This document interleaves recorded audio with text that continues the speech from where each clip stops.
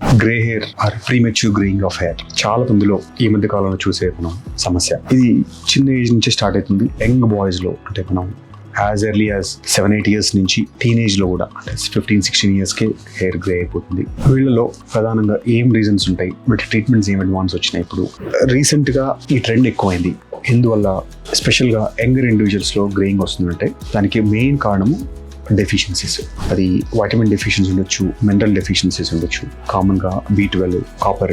చాలా మందిలో ఫుడ్ తిన్నా కూడా అబ్జార్ప్షన్ ఇష్యూస్ ఉండడం వల్ల ఈ డెఫిషియన్సీస్ అంతే ఉంటాయి. సో వీళ్ళ మెలనిన్ దెబ్బతిని యూజువల్గా ఈ గ్రేయింగ్ వచ్చే ఛాన్స్ ఉంటుంది. యూజువల్గా ట్రీట్మెంట్స్ ఎట్లా ఉంటాయి వీటికి? ఇప్పుడు ఇంకా రీసెంట్ అడ్వాన్సెస్ ట్రీట్మెంట్స్ ఏమి వచ్చినాయి. ప్రీమెచ్యూర్ గ్రేయింగ్ ఎప్పుడైనా కూడా ఓన్లీ టాపికల్ ట్రీట్మెంట్స్తో సరిపోతుంది. అంటే మనం తలకు వాడే సొల్యూషన్తో ట్రీట్ అవ్వదు. కొన్ని రకాల ట్రీట్మెంట్స్ మనం ఇంట్లో చిన్న పిల్లలు అయితే ఆమ్లా, తర్వాత కర్రీ లీవ్స్, కరివేపాకు కనుక ఫుడ్లో కనుక కొంచెం హై కాన్సన్ట్రేషన్ పెంచితే అది వరకు కొంతవరకు మనం దీన్ని అరికట్టచ్చు. అండ్ కొంచెం టీనేజ్ అంటే మోర్ దెన్ 20 years వాళ్ళకి ఏమైనా ట్రీట్మెంట్ ఆప్షన్స్ ఉన్నాయా?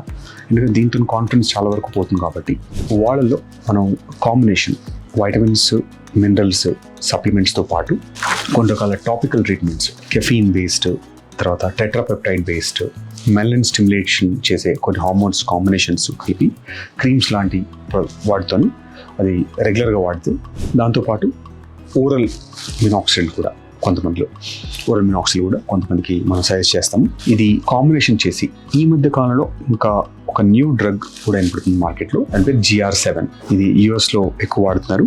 దీన్ని కూడా చాలా ఎఫెక్టివ్గా యాంటీ గ్రేయింగ్ కోసము దీన్ని చెప్తున్నారు. ఇంకా 100% మనకు FDA అప్రూవల్ రాలేదు ఇంకా, బట్ GR7 కూడా is proven to be very effective treatment for greying of hair.